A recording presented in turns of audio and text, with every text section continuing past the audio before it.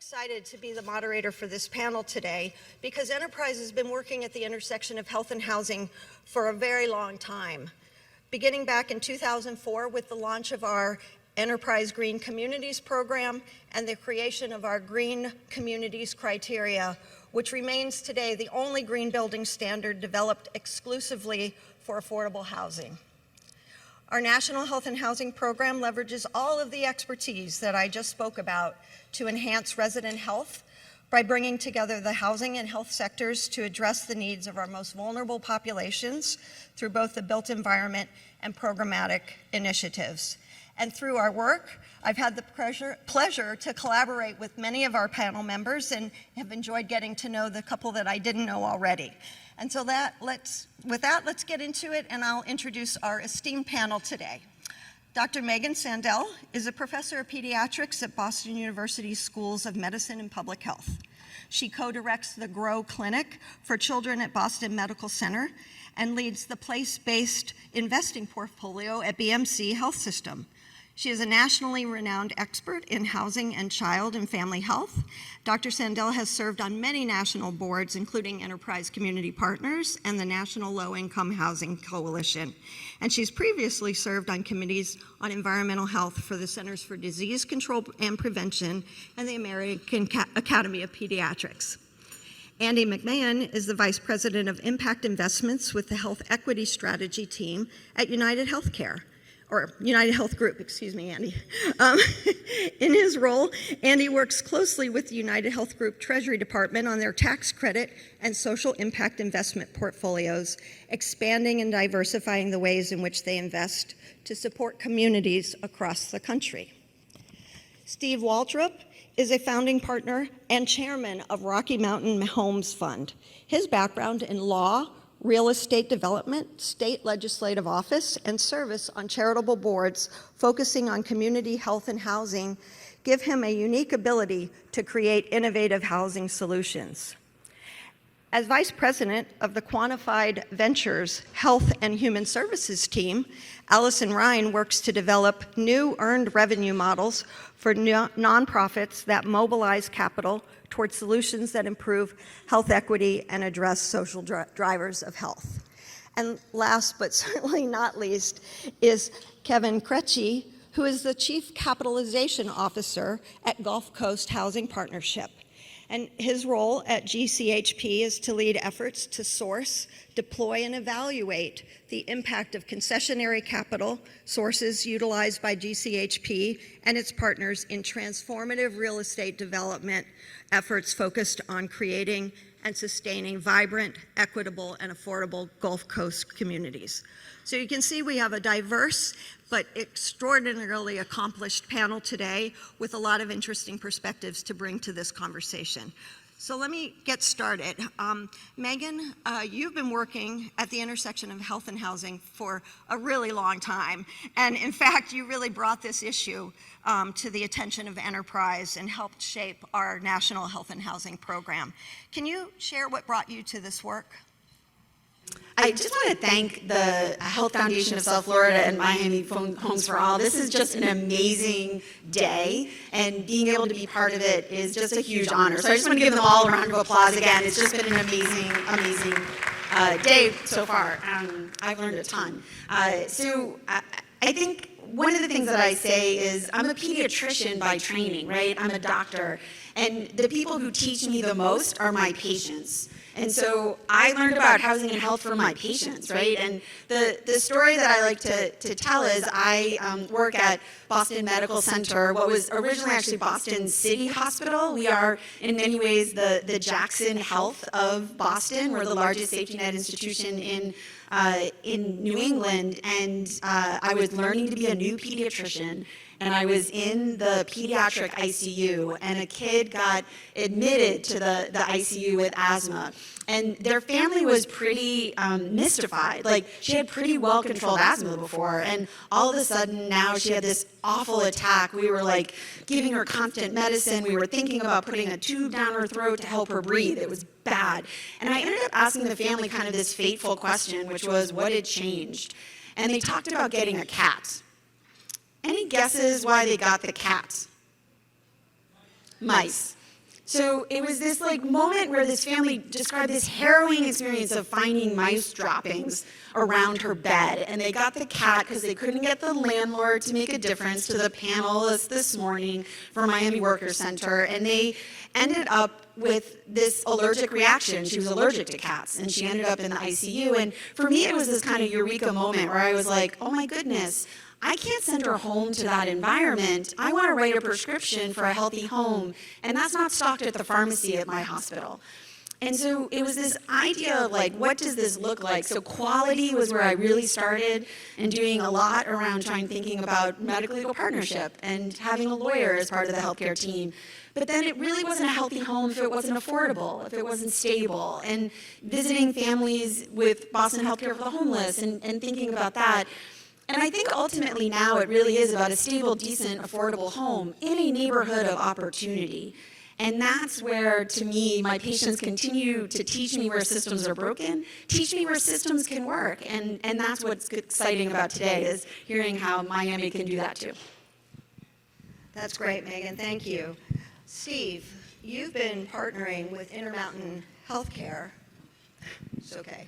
We got a little mixed up. It's totally fine. You've been partnering with Intermountain Healthcare for the last several years. Can you tell us how that partnership got started and what its goals are? You bet. Thank you. And I'll just say thanks to Janice for bringing me here today. It's much warmer here than it was at 18 degrees at my home in Utah when I left yesterday. Intermountain Healthcare is part of a group called the Impact Partnership in Utah. And it's made up of Intermountain, Zions Bank, one of the leading regional banks, Miller Family Foundation, which is a wealthy entrepreneurial family, and some other partners that have gotten together and said, we need to positively impact the lives of Utahns. And Intermountain has taken the lead in social determinants of health, of which housing is one.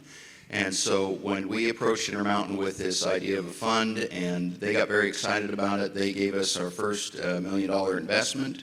They also committed several $100,000 in grant money to help us pay some of our legal bills, which were quite extensive. And so they were our first champion and are still our best champion. They just committed another $25 million in investment to our fund and have been leaders in soliciting others to join in the opportunity to change housing for what used to be the middle class of America. Great, thank you. And did you have slides that you wanted to share? I do. Is that? Yeah, that'd we do be it now? fine. All right, Yeah, let's do it now. All right, do I click now? There we go.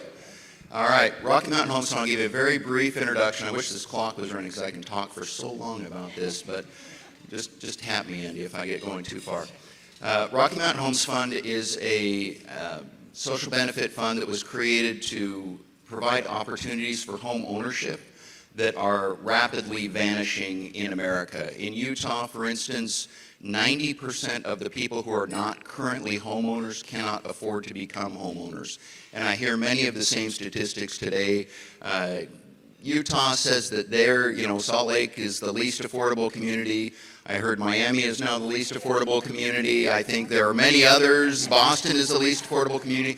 The reality is this: 99% of the counties in the United States are at their least affordable point in their history. So it's not just one place, it is every place. So we started this a few years ago. $750,000 of startup expenses. Intermountain provided $300,000 in startup grant funding. They were initial equity investor. We also had money from Zions Bank and lobbying support to get money from the legislature. Rocky Mountain Homes Fund we established in 2020 to create a path to provide home ownership for working families. What we do is we qualify participants, we bring them in, give them a budget, just like a regular home lender, but what we do differently is we assemble impact capital and partner it with traditional housing debt. So the debt and capital are mixed 50-50. The capital side, the investment side, is interest only, and then the other half is debt on a traditional 30-year amortized basis. So because of that, our payments are significantly lower than they would be for a traditional 30-year mortgage. For instance, if you were to go out and get a $400,000 mortgage right now, your payment's going to be between $3,500 and $4,000. With our program, that payment is about $2,100, so it's significantly less. The way that we do that is we provide stable monthly payments for up to 10 years. We give homeownership training and financial education. And then we also, for each participant, establish a 6-month custodial account. It's their money. They don't have a down payment when they come in. They provide 2 months, first and last month, similar to what you would do on an apartment or another rental. We take that money and we partner it with, or we match it with money from the investment side and money from the debt side. We have a custodial savings account that gives them a 6-month cushion. It's their money, but we control it. So if they get into a life situation where they have, for instance, we had one lady that got COVID and couldn't work for a month. She couldn't pay her payment. So she applied to us and said, hey, I need money to cover my payment. Now, it turned out that Intermountain Healthcare, who she worked for, had a program where they actually ended up paying her rent for her. But initially, she had the opportunity to do that. If we have somebody that has a water heater breakdown or a roofing issue or a car breakdown or a medical bill or something that typically would put someone in that position of having to decide, do I eat, do I pay my rent, do I pay my phone bill, do I pay my kids' school fees? We want to remove that burden from them, and so we create kind of a forced savings account for them that they can draw on, and then once they draw on it, they have to refill that bucket over the next year so that they have a perpetual source of backdrop for it. We've assisted to this point, we did a $2 million pilot with Intermountain Healthcare's funding. We have done then an $18 million follow-on round that assisted 50 families. We're now in the middle of a $300 million fundraise effort for the state of Utah. We have homes all across the state now, and we're now looking at, the reason we're here today is because we're looking at taking this model and taking it across the country to many other communities. We think this is a very scalable model. It provides opportunities for normal people, teachers, healthcare workers, frontline healthcare workers, nurses, others who used to be able to afford home ownership to be able to get back into that to start building equity. We have, at this point, 100% payment compliance because we also do direct withdrawal from their paychecks. They volunteer for that as part of the program. And then we've created now to date about $1 million of equity for the families we have in our program, which over the course of a couple of years is very significant for these families. And we look forward to doing a lot more in the future. I'm going to skip this page here and that one there, and we'll go to this one where we have candidates go through 3 interviews. They're judged on financial fitness and readiness to succeed. We have a board who complies with the fair housing laws. We're blind. We have numbers only. We don't know race, nationality, gender, marital status, any of that. We know household size and their numbers, and then we approve them. But we have a team that goes through and does individual interviews with each of the participants prior to that approval so that we can get to know them, get to know their circumstances. Very briefly, our very first participant was a lady who had a bankruptcy and a foreclosure within 3 years of her application. Typically, she's out the door. She doesn't get to apply for another 4 or 5 more years. We talked to her. It turns out she got divorced, got the house, and then immediately got cancer and couldn't work for a year. So she had paid her bills all before that. She paid her bills all after that. But she had this period of time where she was just out of luck. And we admitted her to the program. She has now actually, she was our first graduate. She walked away. Her kids moved out of the house. She said, I don't need this big of a house. She walked away with a $20,000 check from her time in the program, where had she been renting, obviously she would have walked away with nothing and probably lost her deposit as well. So that is, in a very brief nutshell, our program. It's been tremendously successful. We think it's scalable, and we want to take this to other communities throughout the country because we think this is a solution to the growing problem of the lack of affordability for, again, what was once the normal working class. How many of you grew up with teachers that lived in your neighborhood and police officers that lived in your neighborhood? That is an absolute rarity now. kids growing up, if anybody has kids that are hitting the housing market right now, they are living in your basement. So congratulations. We're trying to solve that problem. Thank you.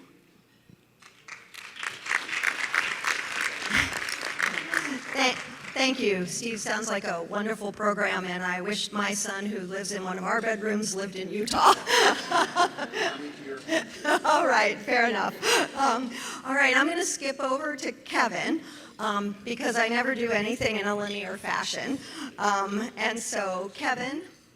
Hello. Hello. You are a longtime partner of Enterprise Community Partners and an early adopter of strategies that bring housing and healthcare together for the benefit of your residents. Can you tell us a little bit more about that work that you do?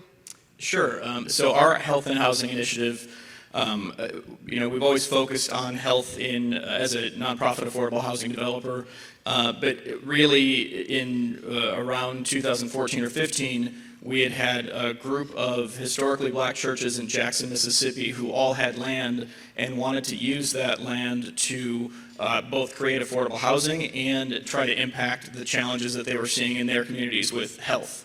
So that was our first real push into what health and housing might look like. And around the same time, we had applied for Section 4 grant funding through Enterprise Community Partners, and were successful in thank Enterprise for that initial sort of seed idea capital, and began to explore with those groups. And now we're at the point where we have got people moving into our first health and housing pilot development in New Orleans, and in the next few weeks we'll have people moving into our first in Jackson, Mississippi. So there's two pilot health and housing transactions that both received concessionary investments from healthcare payers, specifically Medicaid MCOs.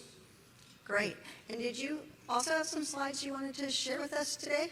Sure. Okay. Okay. These are in Utah, I think. They look great. Okay, so and just kind of stepping back a little, I loved what David said this morning about if you see a problem and don't know what the solution is, make it bigger, because I didn't realize till this morning that that's effectively what we did. As an affordable housing developer, working in the Gulf Coast, every affordable housing developer has challenges. In the Gulf Coast, we have some of the lowest income levels in the country, and we don't have some of the lowest construction costs in the country. We also have limited per capita federal sources, and the philanthropy that we have in Louisiana, Mississippi, and Alabama, where we predominantly operate, is not robust. And so we always have gaps in affordable housing development, and those gaps continue to get bigger with the challenges that we've seen in the last few years with insurance and all the things that we've talked about multiple times already. So what we looked at was that we are also typically trading in the bottom three of health outcomes throughout the country. So Mississippi, Alabama, Louisiana, if you're born there, you will live a shorter life than if you were born anywhere else in the country. And so we had these two challenges of predominantly working in low-income BIPOC communities and populations, and being unable to deliver the affordable housing that we wanted to see, and being unable to have much impact on health other than being able to provide that housing. So we looked at those two problems together to see if we could find a solution that would not be a silver bullet, but could be another step toward creating more affordable housing. And so we looked at the health and housing initiative and starting to create it, and one of the big key pieces was concessionary capital. Jim, who works with the CDFI, was up here earlier talking about all the typical resources you use in affordable housing development. We use all of those. The two pilot projects that that we'll see in a minute used both New Markets tax credits and capital magnet funds. The one in Jackson, Mississippi set a record for us of 17 financing sources within the capital stack, including 5 different types of tax credit equity. But that's often not enough because there's not a scalable source of resources beyond that in our region. So we wanted to look to a source that would benefit from housing and positive health outcomes for the populations that we serve, and we landed on Medicaid MCOs, managed care organizations, that we operate in the states that we operate in. So one of the key pieces for our health and housing initiative is to get concessionary capital from Medicaid MCOs or healthcare payers. And that's come in two forms so far. One from UnitedHealth, and Andy and I have been talking for a long time about it. It came in the form of low-cost debt. And then another, Aetna, in our New Orleans project, came in the form of much higher than market pricing on low-income housing tax credit equity. One of the other issues that we faced in our region is that for 4% low-income housing tax credit transactions, they're vastly underutilized because they're just not enough to make a deal work. And so bringing healthcare payers in was another source that could help to make 4% deals work. Another key component that came really from our partners in the Jackson area and the churches that we're working with was culturally competent healthcare services. And so we've got, for both of our pilot projects, we've got an on-site federally qualified health center that has at least one community health worker who will be dedicated to the residents of the facility that we are creating. And that's been a really important key component of understanding interaction with healthcare and broad social determinants. Our health and housing transactions are also healthy buildings. They'll be respectively the first Fitwel certified multifamily developments in Louisiana and Mississippi. Fitwel is a standard based on CDC research on the impact that buildings have on occupants. And then another really key piece we hope for scalability is that we have a data-driven approach where we've been working for almost 2 years now with the federally qualified health centers that we're working with on site, as well as the MCOs who have invested on data sharing and evaluation that's going to go years beyond closing the financing and building the buildings. So it's very exciting. The partners, we come in as the real estate developer, nonprofit that brings that capacity and tries to stay within our own lane. Many challenges that we see is that other folks try to do more than what they have expertise and capacity within, and so we try to be the experts and learn as much as we can on healthcare. The healthcare providers I mentioned, and then social service providers and healthcare outcome evaluators as key components.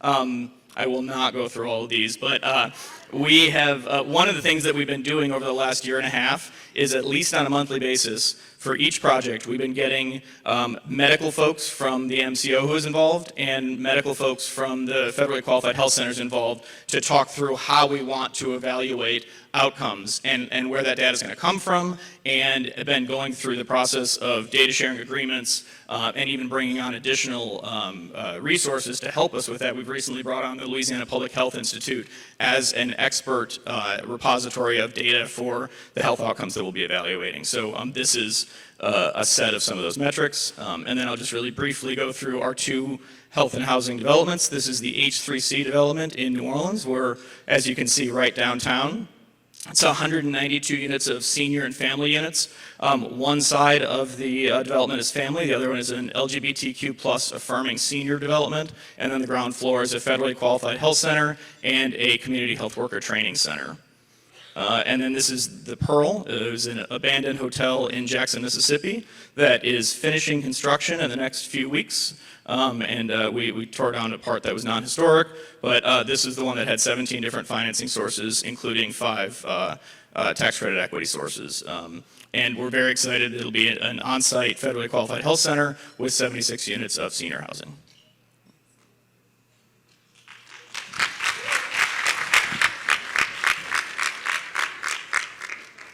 Wow, yeah, 17 sources of financing. That's amazing. Okay, so one of those sources was UnitedHealth Group. So let's pass the mic down to Andy. And Andy, you all have made substantial investments in affordable housing. And can you share with the audience a little bit about why you decided to do that and kind of what you've seen? Sure. Thanks, first of all. Thanks so much for inviting me. It is truly an honor. And pleasure as somebody who spent 6 years now currently at a Fortune 5 global corporation to be among my people that I spent my previous 25 years with on the front lines. And so just a huge note of gratitude for all of you. I don't live here, but for all you do for the people in the community here. I'm grateful for all that you all do. So at UnitedHealth Group, I mean, to your point, we have invested at this point well over $800 million in affordable housing over the last decade or so. And I think there's a few reasons for it, and I'll talk later about a couple of specific examples. But I think the very first and foremost reason why we invest in affordable housing is that housing is healthcare, right? Housing is essential to living a healthy life and being a healthy individual and a member of the community. Absent somewhere to live, it is literally impossible to be healthy and to thrive and to do all the things you can and want to do as an individual. And so I think for us, it is very mission aligned. We talk about helping to build a healthcare system that serves people better, and so we talk a lot about the healthcare system. We're acutely aware that the affordable housing system is a key component to that, as are other areas. But so I think really fundamentally, it aligns with our mission, and we've gotten that buy-in. I think the other thing I would say, just to be clear too, right, is that, and we are more than delighted and proud to be partnering with Kevin and team at Gulf Coast and look for ways to unequivocally provide kind of concessionary financing. That said, these are very solid investments, right? And so if anyone's from kind of the health system world and wondering if you should invest in housing, the short answer is yes. And I'll happily talk to you, and I'll talk to you again and again about why that is. Because if you think about it from where we sit and we look at the underwriting and find the right partners, we've worked with Enterprise in the past, we work with Kevin and team, and folks across the country that, if you look to make investments in affordable housing, from a financial perspective, you're not going to get some big return, but you'll get a modest return that, quite honestly, is commensurate with the risk, which is nearly zero. For those who think that investing in affordable housing is risky business, it is unequivocally not.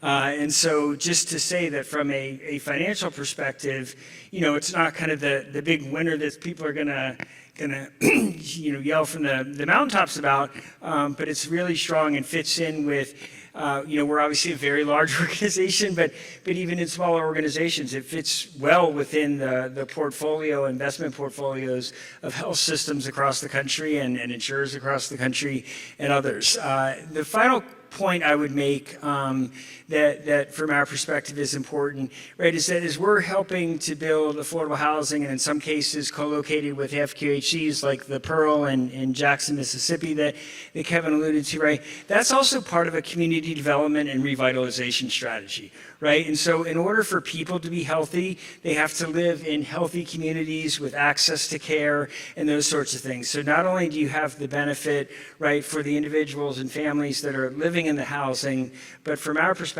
there's also a broader community development and community revitalization component to it that makes, again, kind of our North Star is the fact that housing is essential to health, and then there are these other, really strong rationales from both the business and community perspective. Thanks, Andy. I really like the way you sort of characterize that the return is commensurate with the risk, and that investing in affordable housing isn't, I think, the risk that many people perceive it to be. So thank you for that. Alison, you offer a little bit of a different perspective, being somewhat outside of the housing and healthcare sectors, but you've done a lot of work in facilitating partnerships between healthcare and housing and community-based organizations. Can you tell us a little bit more about that? And I think you have your slides up? Yeah. Perfect. Thank you. Thanks, and thanks again to the organizers. This has been a fantastic day. Somebody earlier said that housing had the most acronyms, and I'm just gonna say no.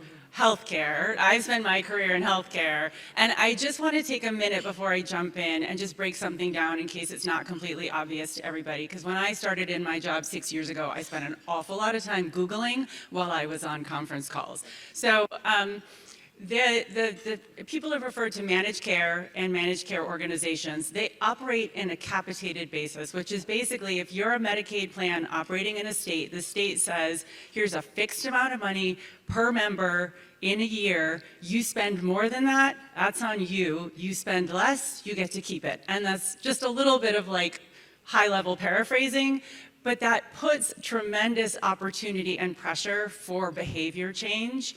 And that's the context that I wanted to share, I think, for everybody who's sort of sitting on the stage now, but also for the remarks I'll make, because I have really sort of built this work around that core notion of trying to engage partners for whom this work really matters meaningfully in a fiscal way as well.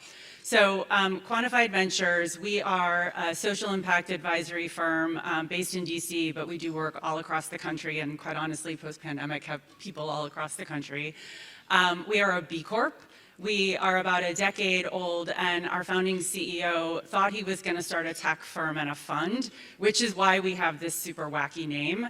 But in his wisdom, I think he looked around and he said, there's a lot of people with money, right? So again, going back to David's earlier comment, it's not an absence of money. What we see is that we have market failures or non-existent markets for the things we say we want and value in this world. And so it's been our job at Quantified Ventures to try to have a small role in mobilizing capital and coming up with creative financing solutions to address some of those stuck problems. And we work across the environment sector and the health and human services sector. So I can say like maybe one or two marginally smart things about the environment, and that's it. So I'll spend the rest of the time talking about health. So this slide, apologies, I know it's a little bit busy. I tried to have like the one slide to rule them all, which is everything we are and everything we do.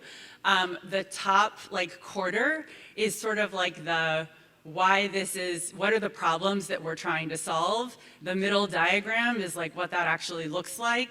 And then the bottom are the benefits. But at a high level, we're like the deal flow people. So the reason my boss didn't start a fund is because he realized that there was a lot of money. There's a lot of money seeking investable solutions, but there's not a lot of work to actually create those opportunities, in part because people don't appreciate and understand the risk and the relationships that need to be explored as part of that. So we see in the health and human services space an incredible increasing demand for the services delivered by community-based organizations, including those that are housing related. And we heard a lot about that earlier today for the work that's being done for individuals experiencing homelessness. There is a ton of demand being applied through all sorts of means.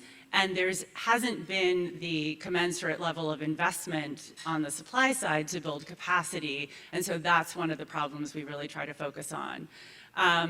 It is also harder, ironically, for community-based organizations to raise capital, and they work a lot harder to get the money that they do get than any other sector in the economy, and there's a slide on that later.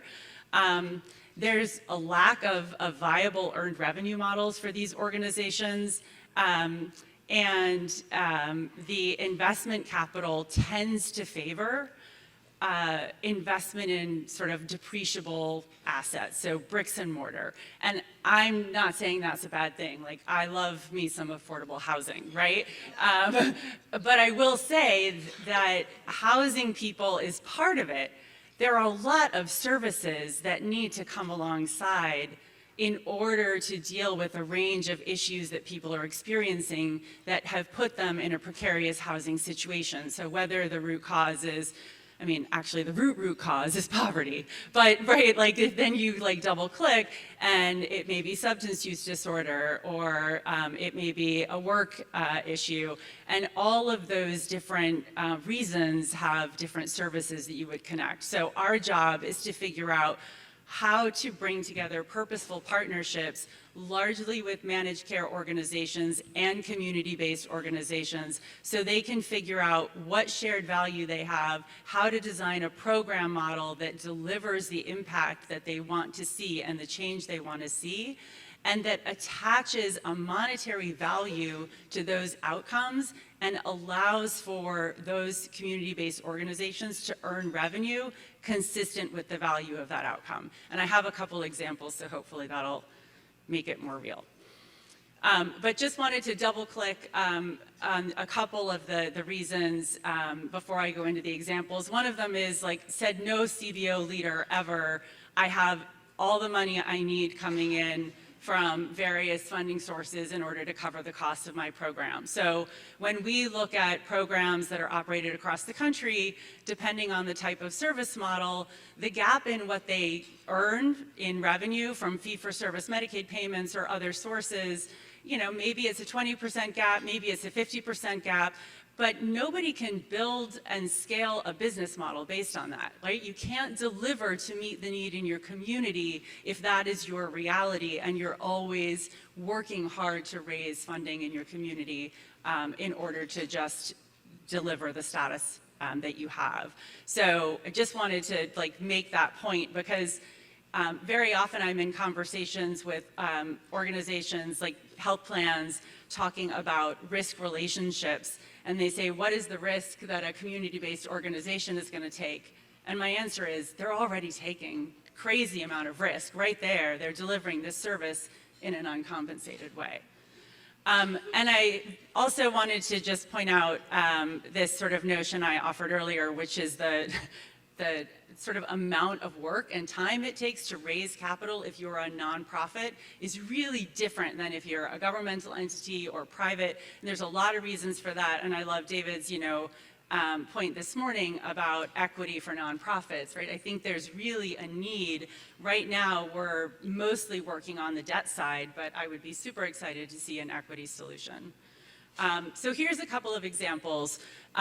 We do a lot of work in the space of housing insecurity and homelessness. A lot of managed care organizations are getting pressure from their Medicaid and state partners to have more solutions for individuals experiencing homelessness. And while we're waiting for permanent supportive housing and affordable housing to be developed, there are things that you can do now, but the cost of delivering the service is inadequately financed. And so we helped put together a deal in Detroit where health plans basically agree to pay for the outcomes that we predict they will achieve. And that ends up being the collateral for the service organization in Detroit to access the capital they needed to finish their campaign and to build out the facility. And that's the type of model that we're working on across the country. Another example of that is a substance use disorder program for pregnant and parenting women. Again, it's a residential treatment facility before people are able to move into independent living situations. And the services are pretty intensive and therefore costly. And in order for them to operate that program without losing a ton of money, they needed to be paid in a different way. So we looked at their operating budget, we calculated the level of the gap, and then we identified the measures, the outcomes that they could achieve if they were financed adequately to deliver the service. And we got health plans in Kentucky to sign contracts that say, if you achieve these outcomes, this is the amount we will pay. And that ended up being enough for them to operate their program in the black, not the red, which means now they're in a position to scale and they're opening more facilities in the state of Kentucky. But no leader in a nonprofit, right, would say, sign me up, I'm gonna just lose money in more places. obviously they would be doing a great disservice to their community if they did that. So anyway, I'll leave with that example and look forward to the rest of the discussion.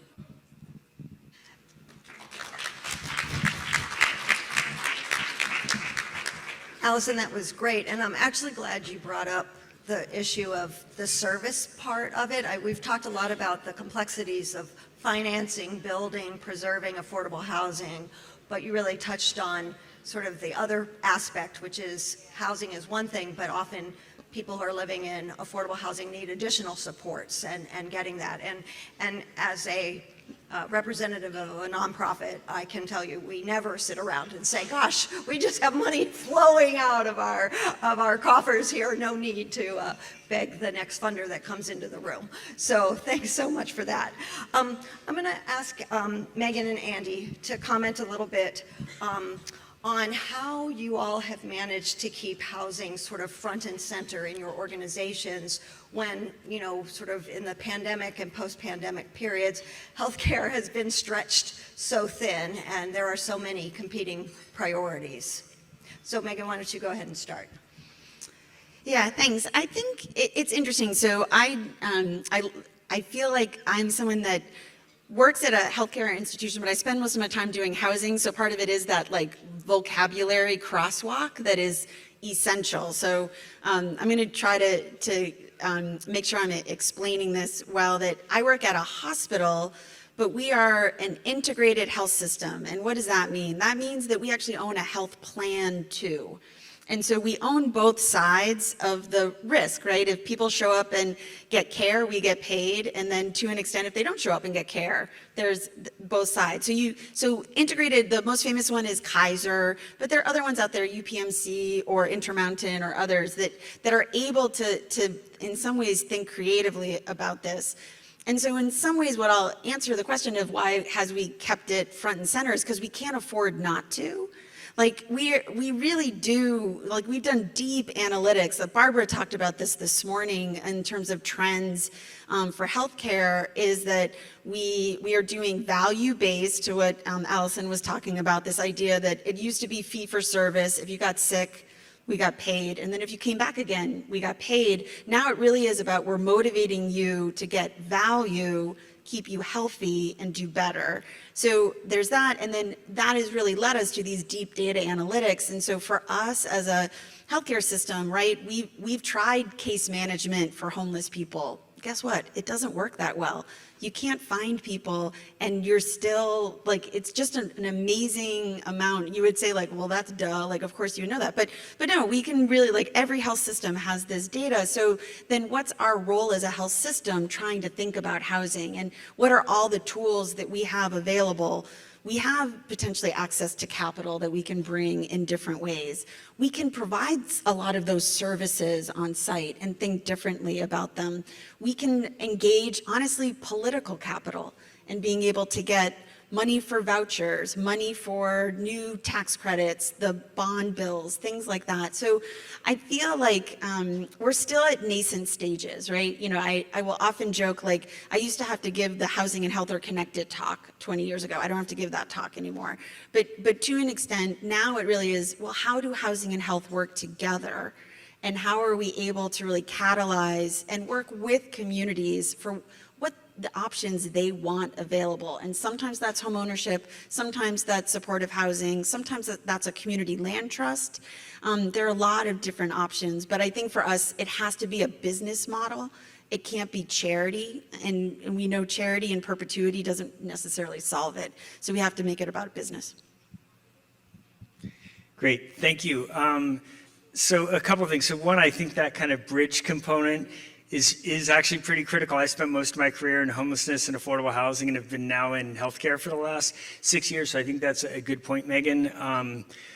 Something I'm going to say because she won't say it, but just to be very, very clear, it takes leadership, imagination, tenacity, perseverance of people like Megan to keep this high on the radar in organizations. So I want to, just commend you, Megan, but also, I think as we think about that, right, you have to be able to get that buy-in and leadership at the organizational level and have those levers that you can can pull and balance to try to make it work.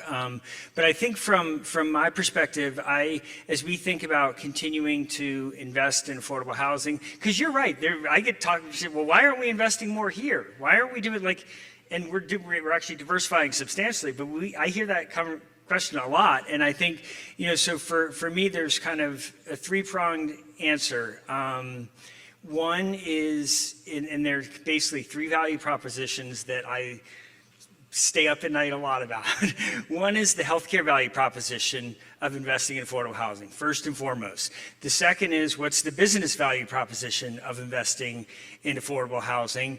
And then the third is, what is kind of some of the community, kind of reputational and community engagement value proposition of investing in affordable housing, right? So I think Megan's spot on, right? That the charity component doesn't work. And I'll say that as somebody who's raised a lot of money from philanthropy in my lifetime, but finding ways that you can actually finance things that aren't necessarily grants, where we are saying, where can we provide, some concessionary capital? In my opinion and experience, it actually leads to sustainability and replicability, the extent to which we're doing that. And so, we try at UnitedHealth Group to kind of demonstrate that there's these, 3 or 4 different very compelling reasons why we should continue to diversify and at the same time continue to invest in affordable housing. That's great, Andy. So a couple of comments to that. First, the acronym thing. So actually my background is in health, not housing.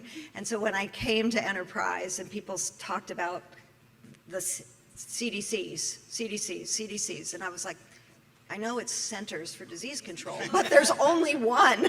And it took me about 3 weeks before I realized, oh, they're talking about a different kind of CDC, a Community Development Corporation. And so I do think, while Megan, to your point, that the conversation has certainly evolved, and to David's point earlier, I do think people believe the evidence is there now in a way that they didn't 20 years ago. There still is a bit of a gulf between the two sectors that really need to come together.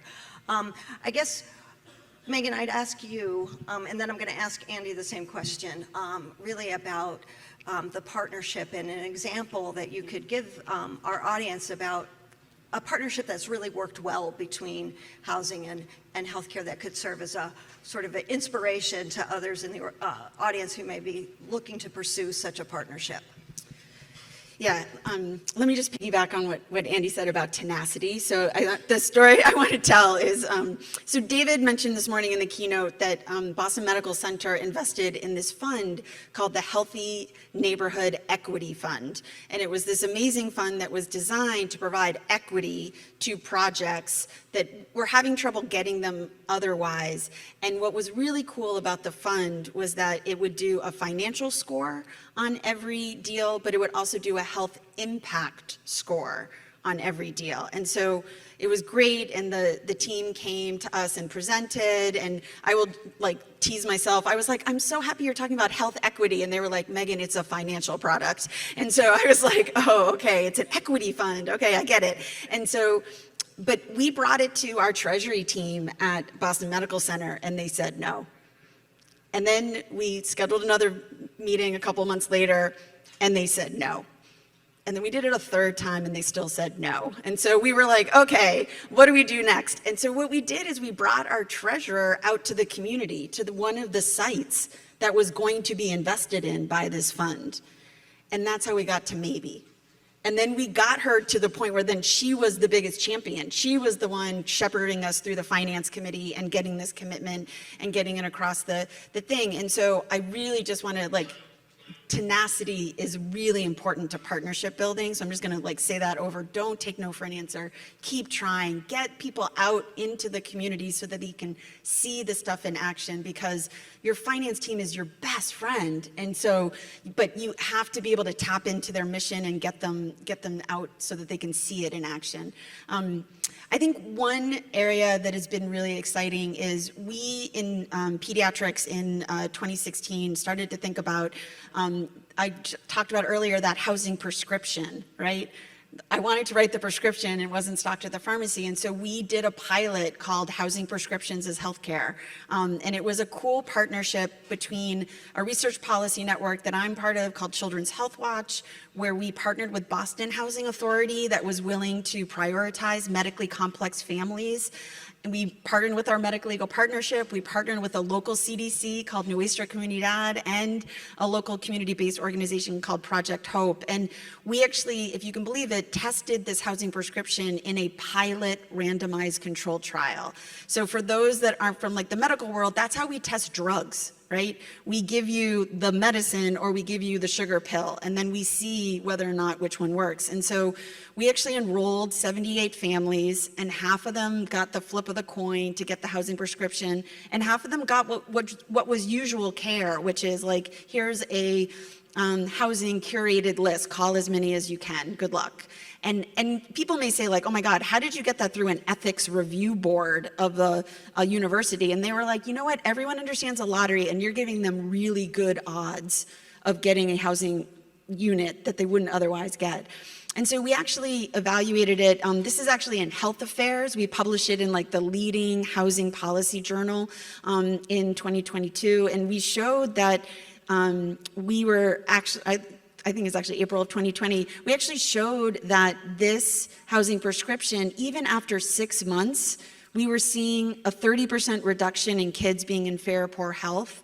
We were seeing a full point difference, like a huge reduction in parental anxiety, parental depression scores.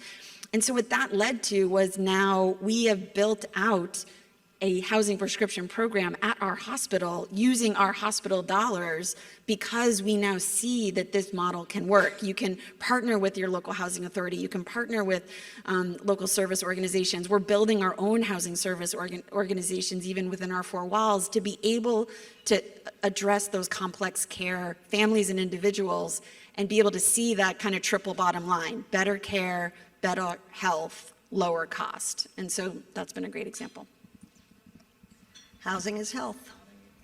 Great. So I'm going to cheat and give 2 examples, but I'll be brief. Please do. Overachieving. That's right. So the first is a couple of years ago we launched something called UnitedHealth Catalyst, UHC Catalyst, and it's now in dozens of communities across the country. But in several of them, not all of them, we've actually created formal partnerships and collaborations between local public housing agencies, local federally qualified health centers, and other community-based organizations like Catholic Charities and Lutheran Social Services and food banks and you name it, where we have actually worked to, one, it's focused on listening to the community and engaging with the community and all those different stakeholders, and then shared decision-making in terms of the issues we're going to try to address with the PHA and the Federally Qualified Health Center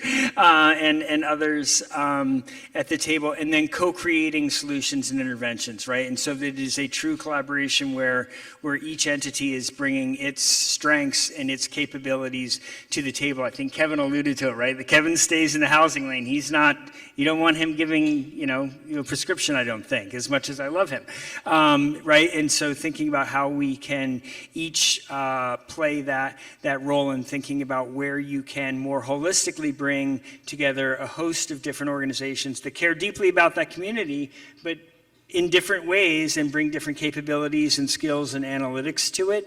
And so that is one. And then the other on kind of the financial investment side of the equation is that we currently have a $200 million health and housing fund that we are implementing and investing in all across the country. And this is where, candidly, we use money as that tool, just to be very, very clear, right? And so that fund, that $200 million fund that we have, actually we have essentially requirements that we only invest in housing that has some connection between health and social services.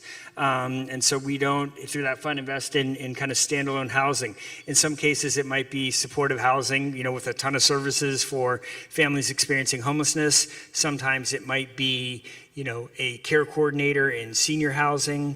One of the things that I will have a bee in my bonnet about, I will admit, so I'm gonna share it here, is also thinking about where we can create partnerships between affordable housing developers and affordable housing developments and federally qualified health centers. If you look at almost any map, and I haven't looked at every city, but I've looked at enough to know that it's pretty true everywhere. If you were to look at where somebody's building affordable housing, the likelihood that there's some sort of health clinic within a handful of blocks there, or will be because of Kevin's work or somebody else's, is a lot. And if you think, how many people, raise your hand if you think that the head of the Federally Qualified Health Center and the head of the Housing Development Agency have ever met? They have not, right? And yet they have this kind of shared population of they're providing, housing to these residents, and other folks are providing, care and services. And so thinking about through that fund, we're trying to kind of create those partnerships and cultivate them. And then as part of that, we are also conceding a portion of our return on the investment to help provide seed financing for the services, right? We know it's no silver bullet, right? It's not 10-year money, but it is saying, look, here's what we value as a healthcare organization. We value the integration of housing with healthcare and social services, and we're going to demonstrate that value not only by this is how we do it, but also conceding on return to help make that a reality. Great, thank you. Steve, next question for you. So I know these partnerships between housing groups and healthcare groups can take a while to develop and come to fruition. What do you think tipped the scales for you and your work with Intermountain? I think, and this is interesting, I'm listening to the conference here, and there's so much emphasis in the housing world on affordable housing, low-income housing, because there's a significant need there, and there's a dramatic need across the country, and that need has been there for decades. The new need, and this is where we're focused, it's a lot less sexy to deal with 80 to 120% AMI kind of people. They're normal people. You think, well, they don't need help. But just a thought exercise, home equity is the #1 savings vehicle for middle income America, and traditionally has been. And so now if you have 90% of that class of individuals that is no longer able to generate health or wealth that way, fast forward 40, 50, 60 years and think about Venezuela or El Salvador, where you have a disenfranchised class of individuals that don't have a dog in the fight. They don't have a stake in the game. They no longer have anything to lose. And what are they going to be looking for? They're going to be looking for Uncle Sam, or in Utah we say Aunt Bee, Aunt Beehive. Florida, I'm not sure what, Uncle Orange, I'm not sure what it is here, but they'll be looking for the government to provide them retirement benefits beyond their effective employment years. That's what scares me, and that's why we're focused on the area that we're focused on, because, and that's what Intermountain, I think, saw as well, is that you've got this, for them, it's their employees. We have a number of employees from Intermountain Healthcare that are our initial clients. In fact, the first lady we put in was a physical therapist from Intermountain Healthcare, because they recognize that the health of their employment workforce for years to come is based on not only having the opportunity to have housing, but to have secure housing. One of the things that we see in rental housing a lot, and this is, I think, ubiquitous across the country, is that you have a lot of movement. And the movement from house to house to house to house in the rental communities, especially as rents are rising as they are right now due to the insurance issues and other things, you get a lack of stability in the education system for the kids. They perform less effectively in school. And so when you tie housing back to those social determinants of health, a homeowner's child is 4 times more likely to graduate from high school. They're 4 times less likely to become pregnant as a teenager and unwed. There are concrete things, and that's why I love what you're talking about. You know, we can monetize those outcomes that produce real value. And so we're sort of a conduit, hopefully, to monetizing some of those things in our society that we're losing absent any sort of new model, because our current financial model is not working for most people. Yeah, two great points about home ownership and the ability to accumulate wealth and then transfer that wealth to generations, across generations, clearly is an issue. And then, of course, you know, just the value of reaching out to the 80 to the working, what we would call workforce housing. I think that's great. Kevin, I'd like to ask you that same question, because I know you've been working diligently on these partnerships. And so what do you think really brought them across the finish line? Sure, I think it's funny. Andy and I were just talking a minute ago about how having one partner involved helps another, and our, you know, 6, 7, 8 years ago, we had this sort of concept of, well, if we improve health, maybe that'll be of interest to MCOs, and so just started knocking on doors and talking to people, and that tenacity, finding the right people, clearly important there. But I had going up to Jackson, Mississippi, there was one day where I had a meeting with the president of UnitedHealth Community and State in Mississippi, and then the director of the federally qualified health center we were trying to kind of court. And in the meeting with the guy from UnitedHealthcare, he had said, oh, well, if Jackson Hines is involved, we're really interested because we're so impressed with them. And in the meeting with Jackson Hines, they said, well, if UnitedHealthcare is involved, we're really, and so, you know, they were both technically involved that day. And so that kind of moved forward. But that's our role as a housing and community development organization with that expertise, is to also recognize where we have to have that overlapping connection. And so we were brought into Jackson by that group of churches who had grounding in community and had land, but didn't have that expertise. And then through some of those connections, we were able to start knocking on doors and got a lot of no's, or got a lot of that sounds wonderful, but it's not going to work. But slowly over time, we're able to make those connections. And then the more that we now have, a pilot in Jackson, a pilot in New Orleans, we can move forward with more credibility for when we're knocking on the next door. And so it's been a very long journey in terms of getting folks together, and then even just understanding as we started to work with UnitedHealthcare. If I'm talking to Andy, he gets it, but at a certain point, a decision gets made through a Treasury Department, and you have to be able to speak that language and understand what hurdles they may have. So we've learned a lot over the years on what is an easier investment for UnitedHealthcare in terms of what type of asset it is, how that money comes into the transaction, and so I'm sure we could go through and knock on lots and lots of doors and try to get one really great investment from UnitedHealthcare, but then because that approval had to come at such a high level, it's not going to be something that we can scale and repeat. Whereas if we can get an understanding of how they operate and their challenges, then we can say, okay, it doesn't. We did a new markets and low-income housing tax credit transaction in Jackson. The new market side of things did not work well for UnitedHealthcare. We're not going to try to do a new markets transaction again. We're going to focus on LIHTC transactions where they can have a path to a first priority mortgage because it's an easier way for them to have an admitted asset within the state in terms of how their accounting works. I didn't know any of that 6 months ago, but that's something that continuing to learn and question has been helpful there, and we have lots more to learn. So.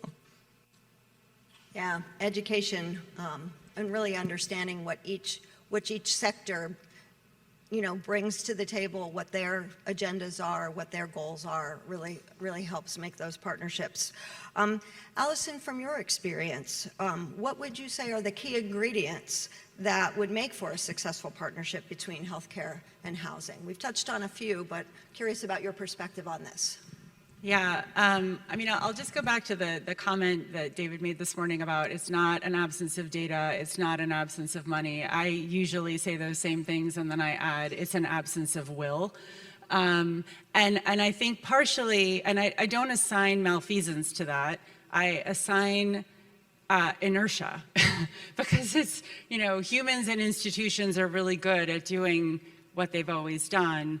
And so from my perspective, and I don't at all mean this to be a shameless plug, because I think each of us in our own way across our organizations is sort of like a roll up your sleeves kind of person, right? But somebody needs to be an interested intermediary, going back to that quarterback notion that was raised this morning, because it's nobody's job at any of these organizations, or it historically hasn't been anybody's job. Maybe it's starting to be somebody's job to think across the sectors in this way, to sort of take advantage of this real paradigm shift and the opportunity that comes with it to actually move dollars towards the things you care about that drive the impact you want to see. But everybody gets really busy doing their own thing, and so I think you need to be attentive to the fact that people have their day jobs. You need to figure out ways to sort of listen hard and have somebody dedicated to doing that listening and then doing that translation and active work across all the parties, because partnership really can only happen when somebody's really driving it.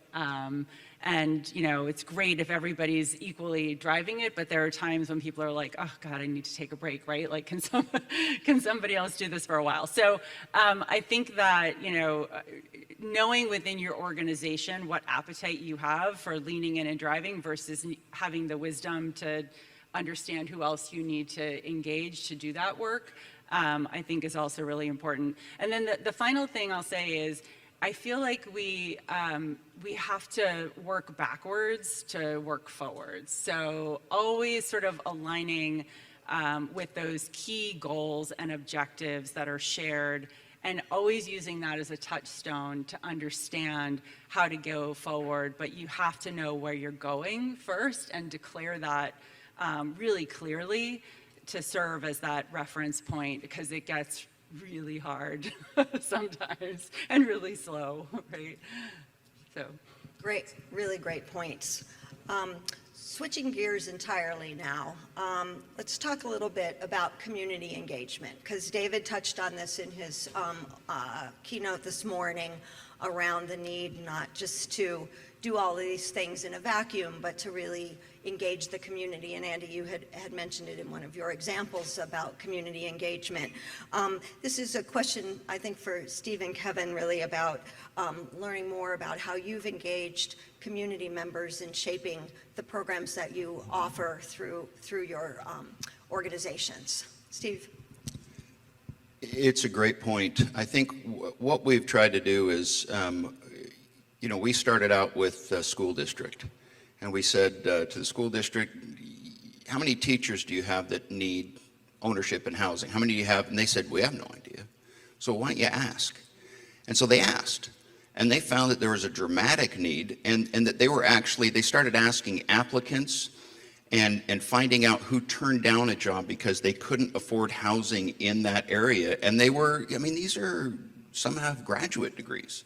These are not people that aren't accomplished and bankable, but they couldn't afford housing in the area around their thing. And now we found out that the universities, one of our universities in St. George, which is a fast-growing area, they lose 3 out of every 4 applicants, not applicants, but job accepted. So they accept a job, they come into town, and they look around and they say, I can't afford to live here. And they go to somewhere else where there is more affordable housing. And I'm guessing that's probably a very similar situation that happens here, because people want to create wealth in their lives. And so there's a huge role for the community to play in understanding that dynamic is going on, and then coming with solutions. And again, we're one solution to that problem, but that's where, from a county government standpoint, from a city government standpoint, they have tools in their toolkit, and I like what you just said. It takes somebody committed to saying, we need to look at this problem that is really difficult and figure out what solutions are there to that problem. And ownership and creating wealth is something that our middle class has depended on, and it's part of the American dream, right? I mean, that is the American dream. And so that loss of that potential has really had a significant impact in our communities at large, and I think it will continue to grow if we don't figure out how to solve some of the affordability issues that we're facing. Kevin? Sure. So I've mentioned a couple times that our role is really to have capacity in finance and real estate development, and Gulf Coast Housing Partnership is our name, and that's a really critical component. The Jackson example, where we first sort of started the path on this health and housing initiative, is a great example, because we can be for the group of churches, and there was a healthcare nonprofit that all sort of had this concept. They had pieces together, and they had a vision for what they wanted to be able to accomplish.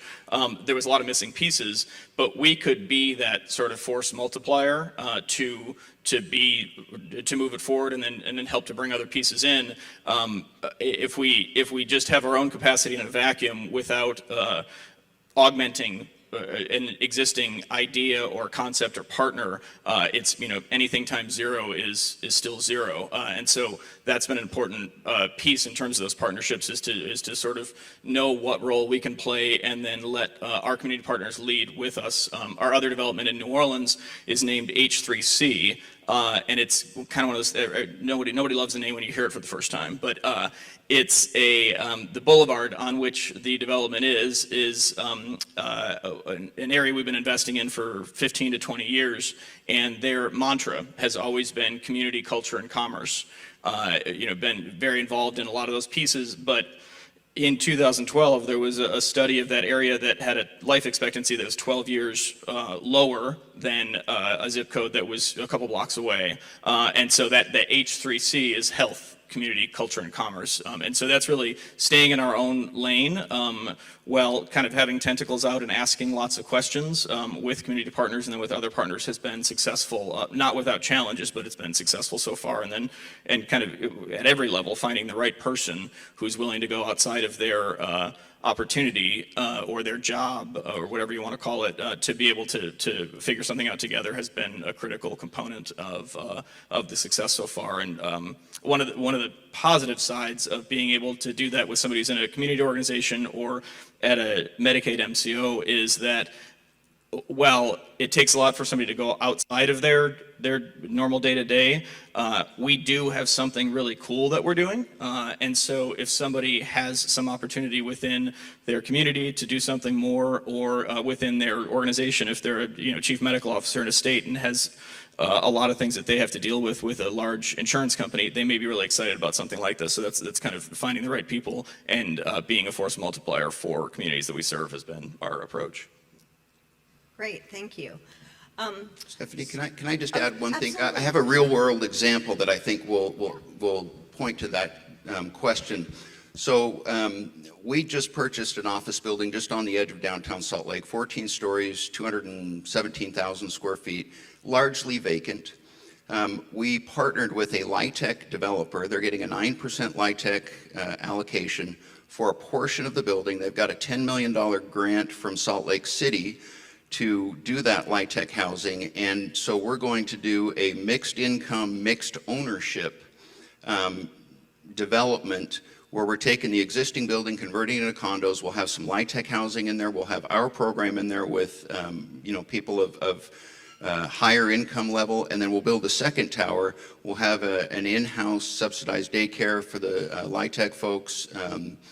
And that is an example of why community collaboration is necessary, because otherwise we end up with these sort of sinkholes of poverty where you get concentrations, and the kids of those families don't ever see anything else other than what they know. And so our sort of naive hope is that by mixing these income classes, you can create upward mobility for the kids in their future. So that's a sort of real world example of that community collaboration.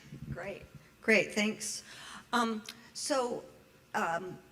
Kevin and Steve, you both touched on the impact that you all have been having in the work that you did earlier in your slide presentations, and I really appreciate that, because I'm going to now ask Megan, Andy, and Alison to talk a little bit about how you all measure success through the investments that you make, what you look for when you think about making an investment or when you're counseling someone, bringing those partnerships together about the impact that you hope to get, and just some general thoughts around impact, which, from where I sit at Enterprise is often challenging because a lot of the impacts you see can be many years off, and hard to measure. So, Megan, start with you. Yeah, I'll start off. All right, how many people don't know what LIHTC is?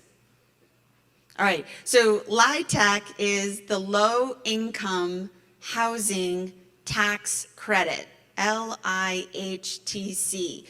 When I first joined Enterprise Partners Board in, I think it was like 2014, I spelled it out, right? Because I was like, LIHTC, and everyone was like, Megan, it's LIHTC. So anyway, there's a vocabulary lesson. It's hard, but it's good because like we all need to speak each other's language.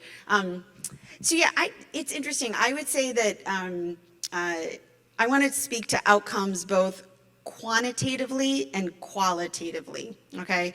And so part of it for us is quantitatively, we have really started to think a lot about ways in which our investments, we started off doing, in some ways, very more traditional investing strategies. We invested in an equity fund. We did low-cost concessionary capital to fill gaps in affordable housing developments. And we would measure that impact a lot of times in access to housing for our patients, our members, being able to look at the reduced healthcare costs and things like that. And we have that data, and it's not in some ways, again, rocket science. If you take someone who is extremely housing unstable with a chronic disease or two, and they're cycling in and out of an emergency room or an inpatient stay, when you house them, their costs go down. We can talk a bit about kind of the nuances between someone who, say, has a substance use disorder and a behavioral health diagnosis, and they need this type of services that changes some of those calculations. But I think we measured it very much in that kind of return on investment. I think that over time, we actually have been thinking differently around, are our investments actually helping create wealth?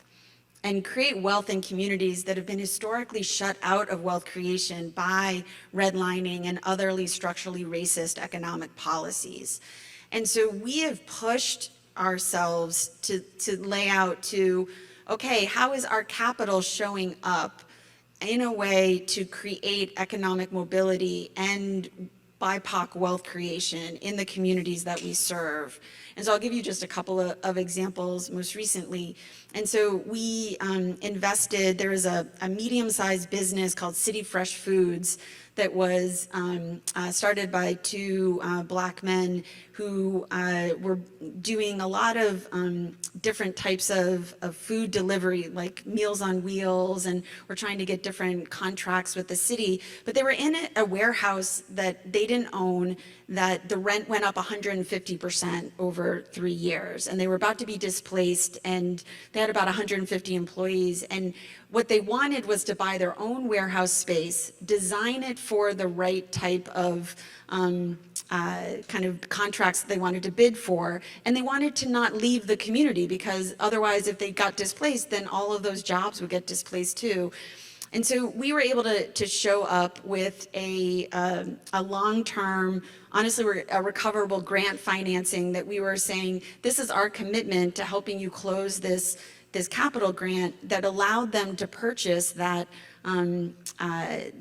warehouse. What that allowed them to do is then get the largest BIPOC-owned, operated business contract from the city of Boston to provide now meals to the Boston public school students that were culturally relevant.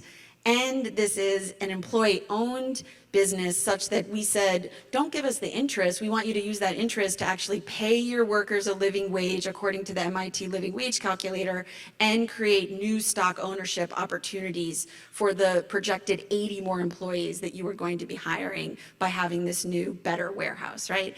And so you start to add up that ripple effect of what that looks like.